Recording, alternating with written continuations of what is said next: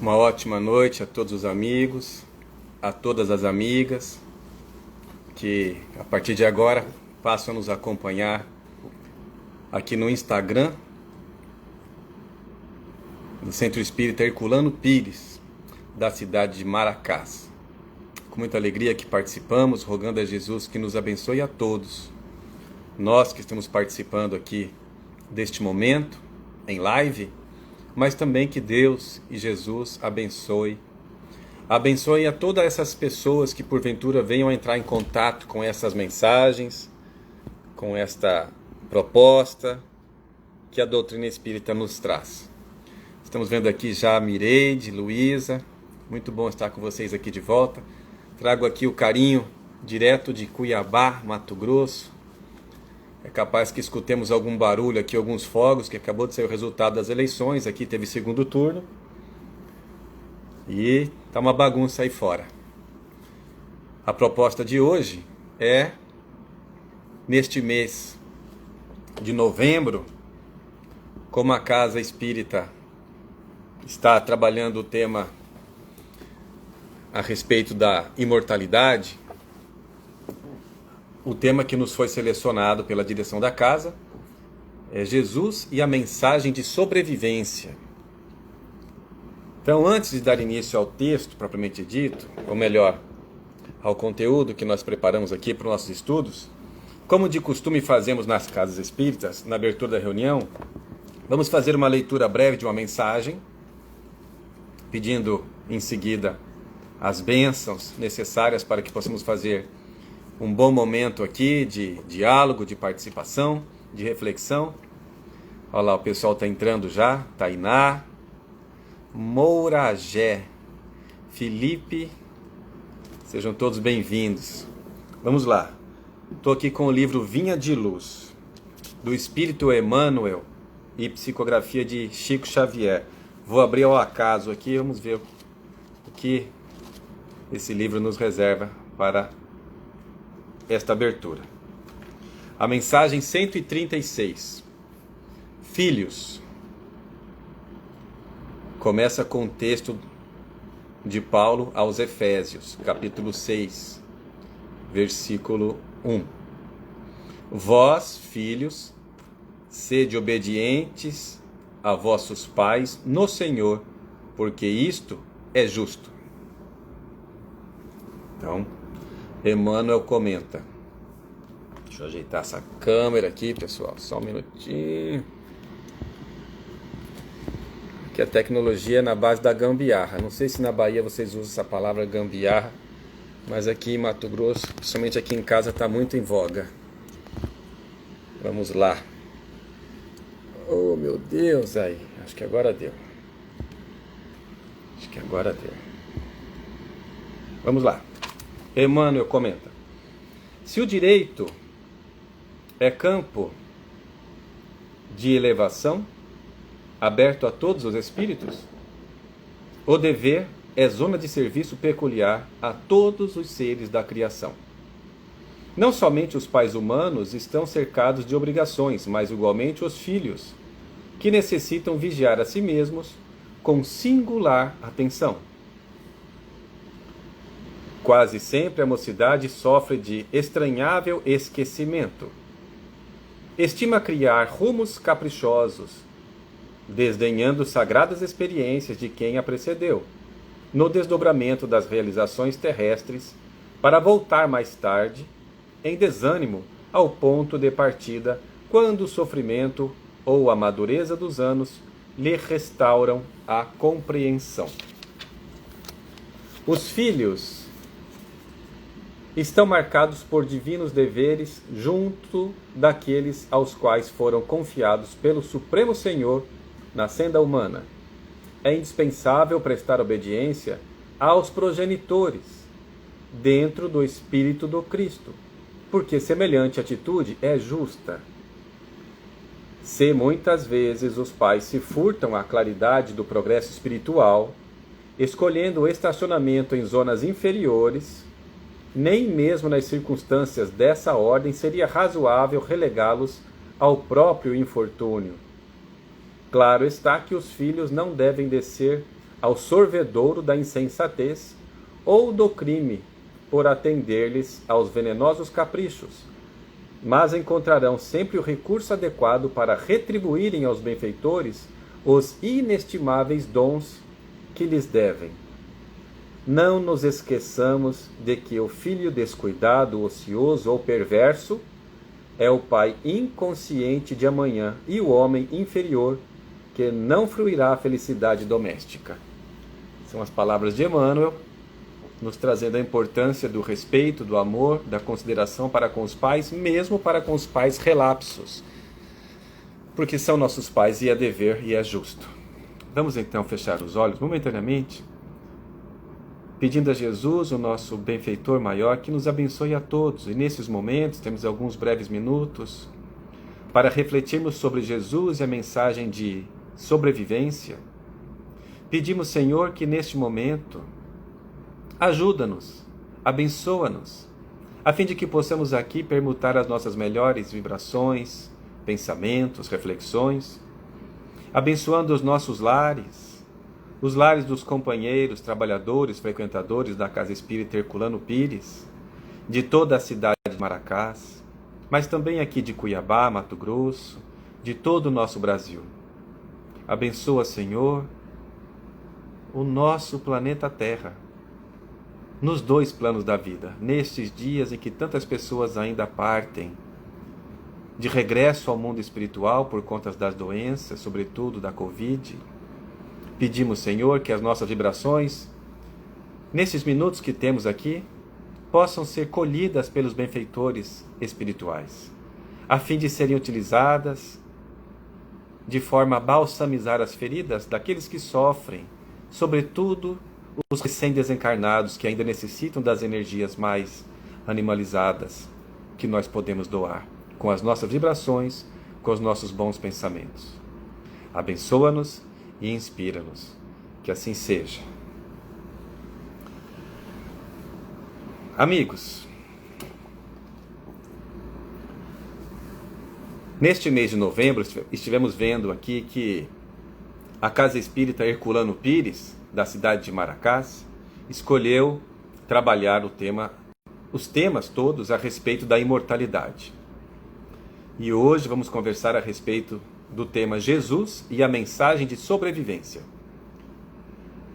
Neste domingo, em que acabamos de ler a respeito da importância, do respeito, do dever, que todos queremos ter direitos, e temos direitos, mas o dever vem antes, e o dever para com os pais, para com as mães. Neste domingo, que como em muitos domingos as famílias se reencontram, particularmente hoje aqui em nosso lar estivemos aqui com minha mãe, que é uma senhora de quase 83 anos, daqui uma semana completa 83 anos, e como é bom estar na presença deles, né? Trago esta informação, esta vivência pessoal, porque o meu pai desencarnou há 4 anos, mais ou menos. E quando falamos de imortalidade, nos recordamos das almas queridas, com as quais convivemos tanto. E conforme a mensagem que abrimos ao acaso, como é importante termos a reverência, o respeito para com os nossos progenitores. Sem querer fazer propaganda, mas tem a ver com o nosso tema. O meu pai era uma pessoa que foi criado na família adventista, dos meus avós, da minha tia. Mas ele, a partir de um certo momento de sua vida, se interessou pelas coisas da espiritualidade, teve contato com irmãos espíritas, mas verdadeiramente somente nos últimos 5 anos da sua passagem última na Terra é que ele passou a frequentar semanalmente o centro espírita. E como foi importante isso para ele. Nos últimos meses de vida, praticamente no último mês de vida, antes de completar os 80 anos, que ele queria tanto completar 80 anos, ainda no hospital, meu sobrinho fez uma gravação dele, um vídeo, perguntando para ele: vovô, se hoje você completasse 80 anos, qual seria a sua mensagem? E ele gravou uma mensagem: hoje completo 80 anos, e fala da importância de tudo que viveu, do perdão que conseguia exercitar para com as pessoas com as quais teve dificuldades do relacionamento, ele que foi uma pessoa que exerceu cargos públicos, eletivo, deputado, prefeito e tudo mais. E ele fala da importância do perdão naquele momento, que ele estava partindo tranquilo e sereno, ele queria completar 80 anos, e 2 dias depois de completar 80 anos ele nos deixou. Mas percebemos o quanto foi importante para ele aqueles últimos 5 anos de frequência no Centro Espírita Mateus, em Cáceres, aqui em Mato Grosso. O centro espírita mais antigo do estado de Mato Grosso. Isso nos faz lembrar também de um outro irmão, que não conhecemos enquanto um ser encarnado, na cidade de Arenápolis, aqui também em Mato Grosso, Oswaldo. Ele, da família Andreotti, uma família de espíritas da cidade de Arenápolis, tinha todas as condições de frequentar o centro espírita, mas ele tinha uma certa aversão. Até que ele começou a frequentar o centro espírita. Foi uma semana de dedicação nos estudos, algumas semanas, nos estudos, nas palestras participando, no estudo sistematizado, e ele veio a desencarnar. E algum tempo depois, ele regressa na espiritualidade, na reunião mediúnica, para dizer que naquele momento, logo após a sua desencarnação, o seu desenlace do corpo físico, ele se sentia ainda em perturbação, numa escuridão, e se recordou dos momentos que passou no centro espírita. E como foi importante para ele. Ele diz numa mensagem que foi importante demais ter vivido aqueles dias de estudo, de frequência, de participação com a sua família no Evangelho no lar. E naquele momento ele se sentia como se estivesse numa escuridão, mas aquela lembrança daqueles ensinamentos, as luzes da doutrina espírita, para ele se tornou como se fosse uma vela. E ele adentrou naquela luz, daquela reflexão, e aquela vela foi expandindo, e ele viu que a ajuda estava toda ali ao seu lado. Ou seja, como é importante. Na reta final da vida, nos últimos anos, nas últimas semanas, nas últimas horas. Mas quanto melhor ainda é se nós, todos os dias, exercitarmos para conosco mesmo a consciência de que somos espíritos, não somos corpo. Temos corpo emprestado por Deus, mas somos espíritos imortais. Seres fadados a sermos felizes, porque temos o dever e o direito de sermos felizes. A imortalidade da alma não é, portanto, algo apenas que foi estudado por Allan Kardec e outros tantos filósofos, cientistas ou religiosos ao longo da história, em todos os lugares do mundo. A imortalidade da alma é uma realidade cientificamente comprovada. Mas não estamos aqui para nos aprofundar nesse aspecto, até porque nas semanas precedentes nós percebemos que esse tema com mais profundidade já foi trabalhado. Mas hoje é importante que reflitamos que a imortalidade da alma na doutrina espírita não tem base apenas em estudos científicos, mas ela está grafada nos evangelhos, nos textos daqueles que conviveram com Jesus, ou de outros, como Paulo de Tarso, que não conviveu com Jesus enquanto encarnado Jesus estava, mas conviveu com Jesus como todos nós podemos conviver, em espírito e verdade, fazendo com que Jesus seja o condutor da conduta de cada um de nós, como fez com Paulo. Então os evangelhos estão repletos de textos, de passagens, nas quais Jesus trabalhou com toda a clareza a mensagem de sobrevivência. É muito claro quando ele diz que é necessário nascer de novo para ver o reino de Deus. E mais ainda, quando Herodes, o poderoso da época, o rei dos judeus, se sentia perturbado com a fama que Jesus vinha alcançando de realizar prodígios, milagres, de fazer o bem e de ser seguido por cada vez mais número maior de pessoas. E ele diz: já mandei matar João Batista, decapitando-o. E agora vem esse Jesus. Quem é esse Jesus? E Jesus, perguntado pelas pessoas a respeito de Elias, porque nas profecias, nos textos dos profetas, era muito clara a mensagem de que Elias voltaria e traria as benesses necessárias.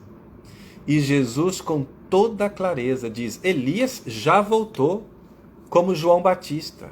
O que significa isso? Se Elias já voltou, primeiro que depois da morte, 700 anos antes, a pessoa continua sobrevivendo, vivendo na espiritualidade. E mais, ela pode regressar. Era a crença comum naquela época, entre os judeus inclusive, não sobre o nome de reencarnação, mas como ressurreição, que as pessoas voltavam. Era uma coisa tranquila e serena, que ao longo do tempo, a história comprova isso, que houve a alteração das palavras, que houve a extirpação, a subtração do real sentido da reencarnação. E ficou a palavra ressurreição, como se fosse possível voltar a um corpo já morto, o que cientificamente é impossível. Nascer de novo não significa que seja possível voltar num corpo que já morreu. Mesmo no caso de Lázaro, que dizem que Jesus ressuscitou, Jesus não derrogaria a lei de Deus. Nem ele mesmo faria isso. Seria incoerência total. Lázaro sofria de catalepsia. Ficava num estado como se tivesse morto, mas não estava totalmente desligado dos laços perispirituais que ligam o espírito à matéria. E Jesus, com sua autoridade moral, desperta Lázaro. Então, nascer de novo é o nascer sempre. Mas Jesus é muito claro quando ele diz nascer da água, nascer do espírito, demonstrando que a reencarnação é uma das leis divinas, para o nosso bem, para o bem do nosso progresso, não enquanto um castigo, mas como uma oportunidade de aprendizado constante.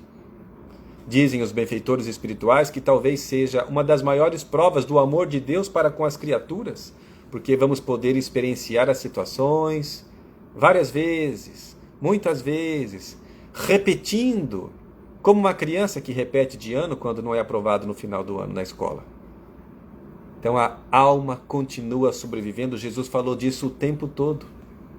Ele disse: meu reino não é deste mundo ainda. O reino de Deus ainda não era aqui. Mas é muito interessante, nós trouxemos aqui uma passagem do Evangelho de Lucas, que vamos pedir licença para ler. Diz assim, abre aspas: e que os mortos ressuscitem é Moisés quem dá a conhecer através do episódio da sarça ardente, quando chama ao Senhor o Deus de Abraão, o Deus de Isaque e o Deus de Jacó. Ora, Deus não é Deus dos mortos, mas dos vivos. Para ele, então, todos são vivos. Fecha aspas. Lucas capítulo 20, versículos 37 e 38. O que está dizendo aqui Jesus? Para Deus, Deus não é Deus dos vivos ou dos mortos, mas de todos, porque todos são vivos. Todos são vivos.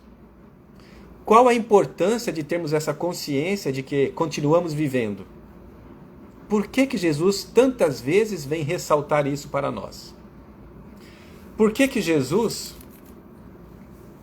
teve o cuidado de falar, de exemplificar que somos filhos de Deus o tempo todo? E desde quando seus familiares não entendiam muito bem o que ele estava fazendo, ele explicava para Maria, sua mãe, e para seus próprios seguidores mais próximos: estou cuidando das coisas de meu Pai, que está no céu, que está em todo lugar, que está criando incessantemente e necessita de nossas mãos para que continue criando, ampliando, melhorando na condição de bons instrumentos. Então vejamos, em Atos, capítulo 1, versículo 3, abre aspas. Após sua paixão, ele lhes mostrou, com muitas provas, que estava vivo, aparecendo-lhes durante 40 dias e falando-lhes do reino de Deus, fecha aspas. O que ele está dizendo aqui? Que Jesus, após a paixão de Cristo, como se diz, após o seu desenlace, apareceu, se mostrou diversas vezes, durante 40 dias, antes de alçar, de regressar à sua morada, o que não significa dizer que ele nos abandonou, mas fisicamente sim, não tinha mais necessidade de estar aqui. Apareceu durante 40 dias falando-lhes ainda do reino de Deus, demonstrando que estava vivo, está escrito isso. Estava vivo, continuava a viver, ainda que sem o corpo físico. Que o corpo físico morreu, crucificado, como era previsto desde os profetas 700 anos antes. E a profecia se realizou. Era necessário que assim acontecesse para que a profecia se demonstrasse que era a realidade, inclusive. Então vejamos, durante 40 dias, Jesus apareceu para 3 mulheres. Porque elas, Joana, Marta, Maria, foram em busca do túmulo de Jesus, logo após a sua desencarnação. 3 mulheres perceberam que a pedra que ficava vedando o local onde o corpo de Jesus estava, a pedra havia sido removida.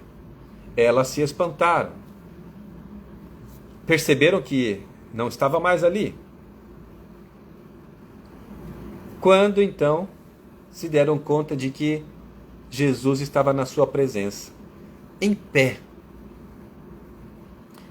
Fisicamente, podemos dizer. Materializado, obviamente. E Jesus diz: não me toquem ainda. Demonstrando que ainda estava ali antes de regressar ao mundo espiritual, à erraticidade definitivamente, mas que a morte é diferente da desencarnação. Ele havia passado pela morte física, já estava em processo de desencarnação, se desligando do corpo, e como ser crístico que era, obviamente, para ele isso não era dificuldade alguma, mas era necessário ainda respeitar um certo momento, que ele estava se refazendo perispiritualmente. E as mulheres foram ali dar notícia para todo mundo, de que elas viram e falaram com o Mestre amado. Então vejamos, em outra passagem no Evangelho de Tiago, há uma história muito interessante de discípulos de Jesus. Porque os discípulos de Jesus não eram somente os 12 apóstolos. E mesmo após o suicídio de Judas, que é substituído logo em seguida, os 12 que compunham o apostolado de Jesus não eram os únicos seguidores. Há passagens no Evangelho em que Jesus fala de 70. E há em outra passagem, vamos comentar logo mais, que fala de número muito maior. Isso é importante que nós tenhamos em vista, porque, obviamente, que a base do Evangelho, da Boa Nova, eram os 12. Mas outros tiveram contato. No livro Há 2000 anos, nós temos ali toda a comprovação disso. O livro de autoria do Espírito Emmanuel, e de psicografia de Francisco Cândido Xavier, e vale a pena ler esse livro. Quem já leu, reler, ou quem não leu ainda, se presentear com essa possibilidade, sobretudo agora nesse mês de dezembro que se inicia nesses dias, proximidade do Natal. Nesse livro nós temos toda a clareza, toda explicação histórica, não somente de Lívia Lentulha, a personagem, uma das personagens principais do livro, mas também de uma gama de pessoas que já se consideravam seguidoras de Jesus. O nome cristãos veio depois, mas já seguiam os seus ensinamentos, a sua energia, a sua verdade. A verdade do Evangelho. Então, dois desses discípulos de Jesus, viajando em direção a Emaús, comentavam a respeito das passagens da vinda de Jesus, como foi significativo para eles. E um forasteiro se aproxima deles perguntando a respeito dessa situação, desse Jesus, dessa pessoa. E eles respondem, mas você não é judeu não está sabendo? Porque todo mundo só fala desse assunto. E aquele novo companheiro que se junta a essa dupla, começa a viajar com eles, caminhar com eles. E tudo é muito simbólico, muito significativo. Caminhando junto, sem se mostrar quem era ainda. E conforme eles foram conversando, esse forasteiro foi trazendo reflexões profundas, com base nas escrituras antigas, mas também nos ensinamentos de Jesus. Mas os dois viajantes não reconheceram quem era. Chegaram até uma cidade e convidaram o forasteiro, que tanto falou a respeito da Boa Nova, com eloquência, com profundidade, com sentido de verdade, mas eles ainda assim não perceberam quem era. Convidaram esse forasteiro para que fosse também junto com eles descansar para continuar a viagem no dia seguinte. E o forasteiro aceitou de bom grado, humildemente, e para lá foi. E ali eles se sentaram, conversaram mais ainda. Eis então que o tal forasteiro pega de um pão e reparte o pão ao meio, convidando os outros a com ele ceiarem. Naquele momento se deram conta de quem era. Com aquele gesto tão peculiar de Jesus, de repartir o pão entre todos, eles perceberam quem era. E ele se alimentou, materializados, todos ali. Em seguida, depois que eles perceberam quem era, Jesus, em espírito, desapareceu, deixando com eles a importância da reflexão em torno da vivência daquilo que estavam falando, mas que era importante viver. Porque o Evangelho e a mensagem de sobrevivência é algo muito bonito na boca de cada um de nós, sobretudo nós espíritas. Mas será que nós estamos fazendo esforços de refletir o tempo todo na importância da sobrevivência da alma, da imortalidade nossa enquanto espíritos? Porque pode ser que a morte nos visite hoje ou amanhã, e aí? Se nós soubéssemos, por exemplo, se a nós fosse possível saber que a morte viria nos visitar daqui a um mês, o que nós faríamos? Como é que nossa cabeça começaria a funcionar? Puxa, eu tenho 30 dias, contas para pagar, pessoas para conversar, perdões para oferecer ou para pedir. O que eu gostaria de fazer nesses 30 dias? Se fosse possível a cada um de nós saber-se que nós teríamos apenas uma semana de vida na Terra, nesta reencarnação, uma semana, 7 dias, o que nós faríamos? O que nós gostaríamos de fazer? O que seria possível? O que nós teríamos tempo de realizar? Se fosse possível saber que amanhã, às 20 horas, daqui a 24 horas, nós estaríamos de partida para o mundo espiritual, encerrando esta reencarnação. Em 24 horas, o que nós gostaríamos de fazer? O que seria possível realizar? Que bem eu poderia ainda semear? Poucas horas. É importante refletir sobre isso, porque nós não sabemos o momento exato da nossa partida de regresso para a pátria espiritual. Por isso, o tempo todo viver uma vida espiritual, ainda que na matéria, é de suma importância, sobretudo para nós cristãos espíritas, que estamos o tempo todo estudando, refletindo, conversando, falando a respeito da imortalidade. Mas será que estamos vivendo esta imortalidade? Jesus apareceu para 3 mulheres. Jesus apareceu para 2 caminhantes. Jesus apareceu para os apóstolos, inclusive em momento em que Tomé duvidava de que seria possível. Por que Jesus apareceria para Joana? Por que Jesus apareceria para Maria de Magdala? Logo ela que, além de ser mulher, tinha tido uma vida de desequilíbrio na área da sexualidade. Vejamos quanto preconceito ainda existia, como existe até nos dias atuais. Ela, por ser mulher, já é preconceito. E ainda por ter tido uma vida com dificuldades. E quem não teve? Foi ele mesmo, Jesus, que não deixou que apedrejassem a mulher adúltera, advertindo que aqueles que estivessem isentos de pecados, que atirassem a primeira pedra. Tomé não acreditou que seria possível Jesus voltar. Nada obstante, Jesus tenha falado diversas vezes, conforme já comentamos aqui, a respeito do que chamava-se ressurreição, ou da reencarnação, ou da sobrevivência, da mensagem de sobrevivência. Abrem-se as portas, os irmãos ali todos reunidos.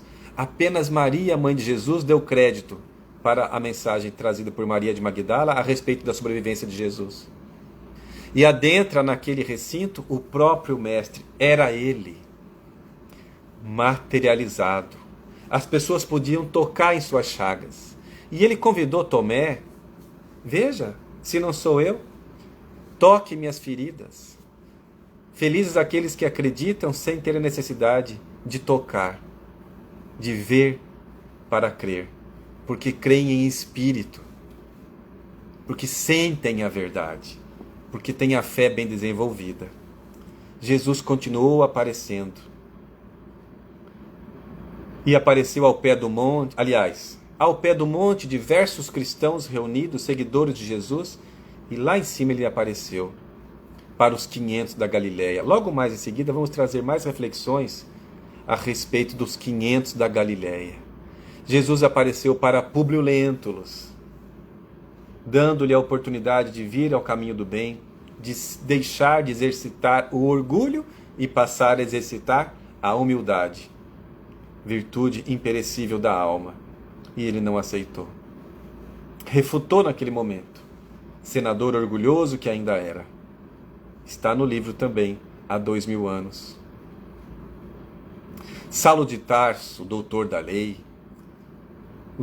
um dos maiores defensores e conhecedores da lei mosaica, que não poderia de forma alguma, segundo o seu pensamento naquele tempo, aceitar que haveria uma mensagem nova de igualdade, de fraternidade, de fim de divisão entre as classes sociais, porque ele acreditava na lei mosaica, ardoroso amante da lei de Moisés, porque foi assim educado para isso. Mas ele mandou apedrejar Estevão. Estevão, irmão de Abigail, noiva de Saulo de Tarso. Quando Abigail chega e percebe que aquele homem apedrejado era seu irmão, que utilizava o pseudônimo de Estevão, ela entra em choque, e Saulo também. Como é que pode? Este é Gesiel? Este é Estevão? E Gesiel são as mesmas pessoas? É a mesma pessoa? E ele já tinha morrido. Gesiel ou Estevão partiu para o mundo espiritual. Ele ficou louco, mais louco ainda, de raiva com os cristãos, que para ele, naquele momento, os cristãos seriam pessoas fanáticas, enlouquecidas, fora da razão, que estragavam tudo que era trabalhado no Sinédrio pelos seguidores de Moisés. Eis então que, conforme nós encontramos no livro Paulo e Estevão, um dos clássicos livros da literatura espírita, da autoria do Espírito Emmanuel, psicografado por Chico Xavier, os espíritos se encontram no mundo espiritual Abigail e seu irmão. Ele já desencarnado. E ela que veio a desencarnar depois. Mas não entendiam como que Saulo era ainda tão perseguidor de Jesus. E Estevão esclarece Abigail. Abigail, com o mesmo amor, com a mesma dor, com a mesma paixão ardente, com a mesma entrega que ele tem para com a lei mosaica, se ele se tornar cristão, e ele vai se tornar cristão, ele vai fazer o mesmo trabalho, com a mesma energia, a favor da Boa Nova. Saulo vai para Damasco, porque recebeu a informação de que ali se encontravam cristãos pregando aquilo que Jesus havia dito, as lições de amor, de fraternidade. E na estrada de Damasco, juntamente com alguns soldados, Jesus aparece para Saulo de Tarso. Na nossa mente, nesse momento, é automático. Vem à mente a música composta pelo nosso amigo Afro Stefanini. Na estrada de Damasco viu os olhos de Jesus e ajoelhado perguntou: Senhor, o que queres que eu faça? Senhor, o que queres que eu faça? A luz resplandecente de Jesus cegou os olhos de Saulo, seu perseguidor, e ele diz, ajoelhado: Senhor, o que queres que eu faça? Imediatamente sente a energia moral daquele espírito materializado, apareceu para Saulo. E ele segue dali em diante e é acolhido por Ananias. Logo por quem? Um dos principais, que seria suas vítimas principais em breve. Ananias o acolhe, o recebe, o trata, cura da sua cegueira. E ali ele se transforma dali em diante, não mais em Saulo, o perseguidor dos cristãos, mas vai para o deserto, viver 3 anos ali como um tecelão, refletindo sobre os textos evangélicos, e se transforma em Paulo de Tarso. Porque Jesus e a sua mensagem de sobrevivência se fez presente em sua vida, não somente materializado, mas em espírito e verdade. Jesus tem aparecido ao longo dos tempos.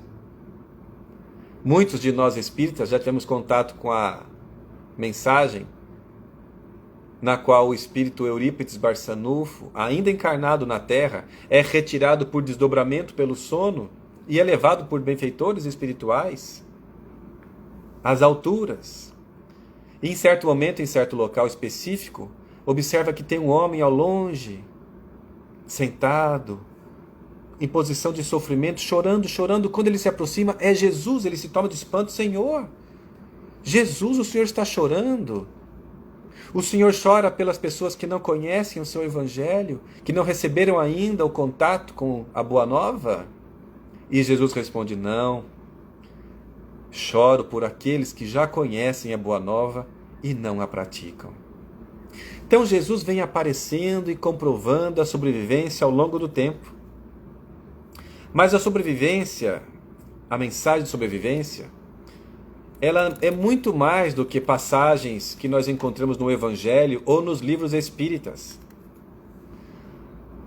Ela é a própria Boa Nova. A mensagem de sobrevivência não significa apenas que Jesus tem provas científicas e evangélicas da imortalidade, mas a mensagem de sobrevivência é o próprio Evangelho, que nos convida o tempo todo a sobreviver, a viver melhor, a fazer mais, a fazer aquilo que nos cabe. Conforme nós dissemos agora há pouco, após a desencarnação de Jesus, naqueles momentos ainda, naquele mês, naqueles 40 dias após a sua desencarnação, os discípulos, os seguidores de Jesus, queriam se reunir, se congratular, se confraternizar, orar em conjunto, sentir a falta da presença e da pregação dele. Imagina, eles conviveram com Jesus, natural que sentissem aquela saudade. E então, numa dessas tardes, no fim do dia, reuniram-se ao pé daquele monte que tantas vezes Jesus estava ali pregando, e lá no topo, uma luz muito forte se fez, e apareceu ali no centro daquela luz o próprio Jesus. Era ele, materializado. E veio dizer àqueles 500, chamado de os 500 da Galileia, mais de 500 pessoas ali reunidas, da importância de continuarem indo 2 a 2 pregar a boa nova. Mais do que isso, esforçando-se, porque não receberiam benefício algum dos homens na terra. Ao contrário, sofreriam muito. Mas que em momento algum Jesus e os benfeitores estariam distantes, estariam juntos com cada um daqueles. E graças àqueles 500 da Galileia, nós estamos aqui hoje, em 2020, falando da importância da mensagem de sobrevivência. A mensagem de sobrevivência é a própria Boa Nova. A doutrina espírita tem a missão de revelar aquilo que não poderia ser falado. Jesus disse claramente que mandaria um consolador para esclarecer aquilo que naquele tempo não poderia ser dito ainda, porque as pessoas se escandalizariam com a realidade. Naquele tempo, as pessoas ainda estavam acostumadas a ter escravos. E isso demorou muito, até pouco tempo atrás, a história nos diz. Tínhamos escravos. E ainda hoje há pessoas que trabalham sem seus direitos trabalhistas sendo respeitados. Mas naquele tempo era normal perseguir, maltratar, se considerar superior aos outros. Fraternidade, amor, caridade, perdão. Tudo isso era uma coisa absurda aos olhos das pessoas daquele tempo. Por isso Jesus advertiu: vocês vão sofrer, mas perseverem no bem, perseverem nas lições da Boa Nova, nessa mensagem de sobrevivência. Vocês não estarão sozinhos nunca. Receberão muitas vezes o escárnio, serão ridicularizados, mas são bem-aventurados todas as vezes que perseguidos forem em meu nome. Jesus disse isso antes da sua subida definitiva para o mundo espiritual. Jesus prometeu a vinda de um Consolador e os Espíritos voltaram. A partir da metade do século XIX, cada vez mais evidente, a presença dos Espíritos dizendo para nós: somos nós, os Espíritos, os homens que viveram na Terra, estamos aqui para trazer aquilo que é necessário pensar, refletir, para viver. E as provas foram inúmeras cada vez mais. Nós espíritas não somos melhores do que os irmãos nossos que são adeptos de outras filosofias ou de outras religiões. Não, não somos melhores. Não somos superiores. Não somos prediletos, de forma alguma. Chico Xavier teve a ocasião de dizer que se a mensagem fosse fora do Espiritismo não há salvação, ele teria deixado o Espiritismo. Ainda bem que é fora da caridade, fora do bem, fora do amor. Não há salvação. Nós temos a missão de exercitar essa consciência de mortalidade constantemente, dia após dia, em nossas vidas. Porque a missão da doutrina espírita é essa, trazendo a cada um de nós a importância da mensagem da imortalidade. Vou pedir licença aqui para ler um trecho de uma mensagem do Espírito de Verdade. Porque conforme nós fizemos aqui algumas vezes, já nesses breves minutos, trouxemos algumas mensagens, alguns trechos de passagens do Evangelho, ou de livros que trazem a vivência e o exemplo e a fala de Jesus. Mas a mensagem de sobrevivência está muito bem representada no texto O Advento do Espírito da Verdade, que se encontra no capítulo 4, item 5, do livro O Evangelho segundo o Espiritismo. Vejamos. A mensagem diz o seguinte: venho como outrora aos transviados filhos de Israel, trazendo-vos a verdade e dissipar as trevas. Escutai-me, o Espiritismo, como o fez antigamente a minha palavra, tem de lembrar aos incrédulos que acima deles reina a imutável verdade, o Deus bom, o Deus grande, que faz germinem as plantas e se levantem as ondas. Então vejamos, quem que vem agora, como outrora, aos filhos transviados de Israel? Quem que disse no passado que Deus era bom, que Deus não era castigador, que era Pai, se não foi o próprio Jesus? Mas a mensagem continua. Revelei a doutrina divinal. Meus irmãos, quem é que revelou a doutrina divinal? A doutrina de Deus, se não Jesus? E continua. Como um ceifeiro reunia em feixes o bem esparso no seio da humanidade e disse: vinde a mim todos vós que sofreis. Meus irmãos, quem é que diz para nós: venha a mim todos vós que sofreis, que estáis sobrecarregados, aflitos? O próprio Jesus. Então é Ele que está aqui novamente assinando como Espírito de verdade, nos trazendo a importância da mensagem de sobrevivência.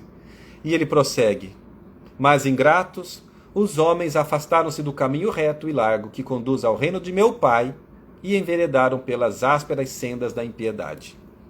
Meu Pai não quer aniquilar a raça humana, quer que, ajudando-vos uns aos outros, mortos e vivos, isto é, mortos segundo a carne, porquanto não existe a morte, vos socorrais mutuamente, e que se faça ouvir não mais a voz dos profetas e dos apóstolos, mas a dos que já vivem na terra a clamar: orai e crede, pois a morte é a ressurreição, sendo a vida a prova buscada e durante a qual as virtudes que houverdes cultivado crescerão e se desenvolverão como o cedro.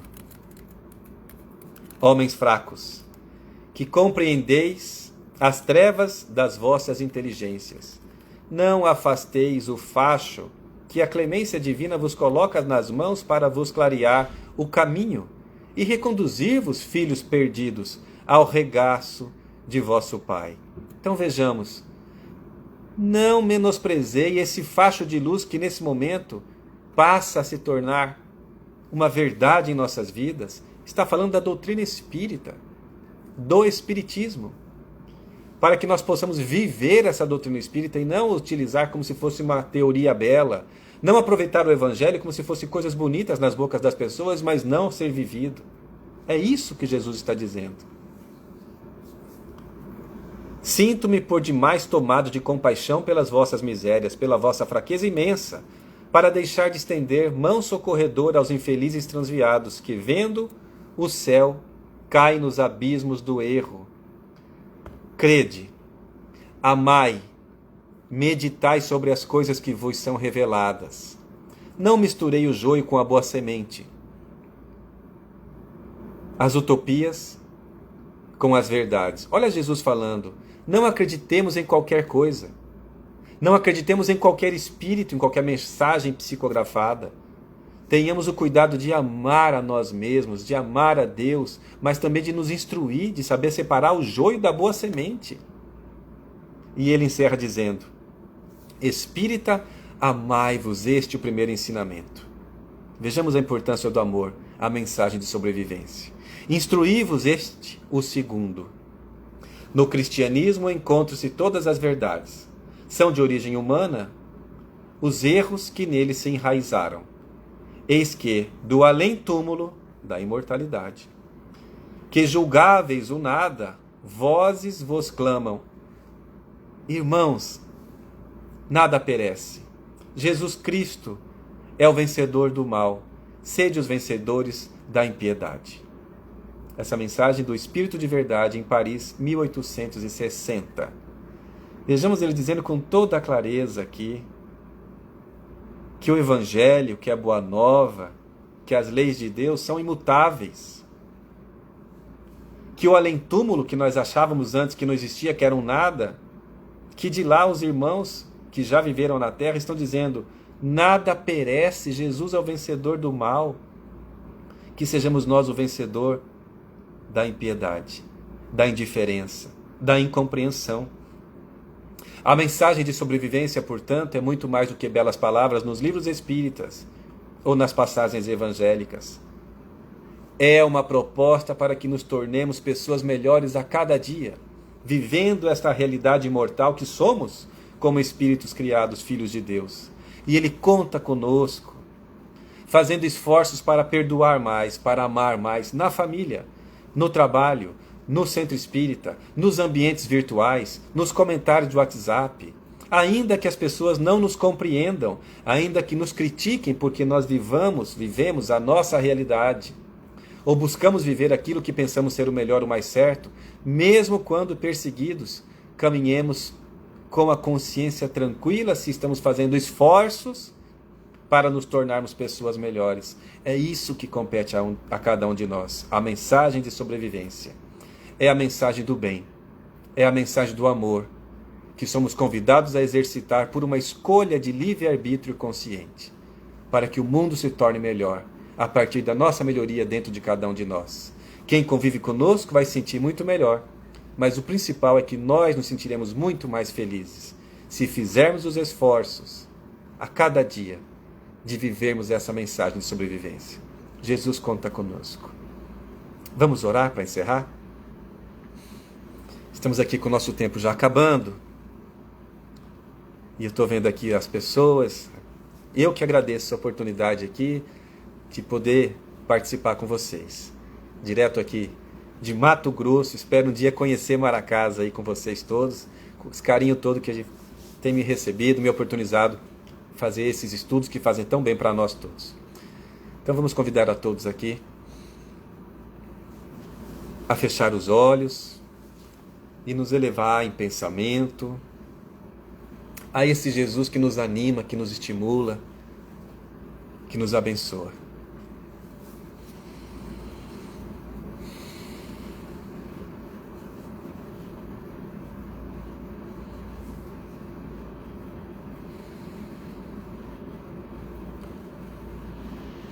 Senhor Jesus, Mestre Luz, Mestre Amor, Mestre Perdão e Caridade. O Senhor que conhece nossas dores, as deficiências morais que ainda trazemos, as necessidades, as carências, mas sabe das nossas potencialidades. Sabes que somos anjos, ainda que muitas vezes em estado latentes. Sabe que somos espíritos imortais, perfeitos em estado latente, mas muito imperfeitos na realidade do dia a dia. Sabes o quanto sofremos, sabe das dores que sentimos, sabe das dificuldades que temos para sermos pessoas melhores, mas nunca nos abandonou e sempre nos propõe que por meio da prece sincera e fervorosa, o Senhor que sempre nos estimula com boas energias, nos propiciando a companhia com benfeitores, anjos da guarda de cada um de nós, de cada uma de nossas famílias. O Senhor sabe muito bem o que vai na nossa intimidade. Sabe, Senhor, aquilo que nós não sabemos ou sabemos e muitas vezes não sentimos. Que somos sim capazes de superar a depressão que muitas vezes nos assalta, o desânimo ou a rebeldia para com as coisas que nos acontecem. O Senhor que conta conosco para que o bem apareça na terra a partir da nossa reforma interior. O Senhor que conta conosco para que a regeneração aconteça, mesmo passando por crises, por pandemias, por tsunamis. O Senhor Jesus que nos ajuda a viver esses terremotos, essas tsunamis na nossa intimidade, retrabalhando, reconstruindo aquilo que foi mal construído pelos vícios na nossa intimidade. O Senhor Jesus que nos convida a reconciliar com os adversários que estão dentro de nós, as paixões e os vícios. Receba, Jesus, a nossa prece. de agradecimento por tudo que tem nos acontecido. Mesmo quando estamos sofrendo com momentos desagradáveis, sabemos, Senhor, que nada acontece por acaso. E tudo que nos acontece é para o nosso bem, para o nosso aprendizado, para a nossa evolução intelectual e moral. Ajuda-nos, Senhor, a vivermos mais amor, a vivermos mais a mensagem de sobrevivência.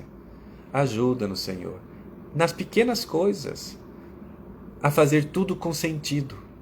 O sentido amar, o sentido ajudar, o sentido aprender.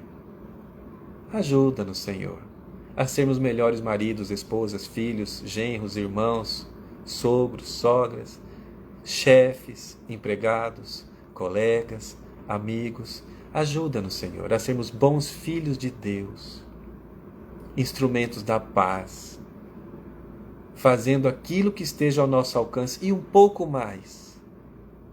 Ajuda-nos, Senhor, a sermos bons cidadãos, bons políticos, bons empresários, bons servidores. Ajuda-nos, Senhor.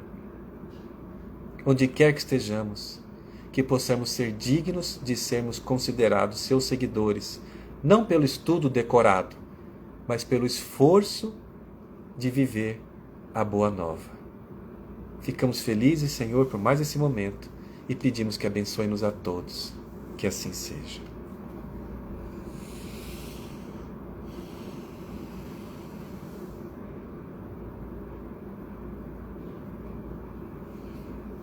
Meus irmãos, vamos encerrando aqui, pedindo a Jesus que continue nos abençoando, abençoando todos os amigos que se encontram aí na Bahia, outros que estão aqui em Mato Grosso, em todo o Brasil, em todo o mundo. Fica o nosso carinho, nossa gratidão. Um beijão, muita paz a todos.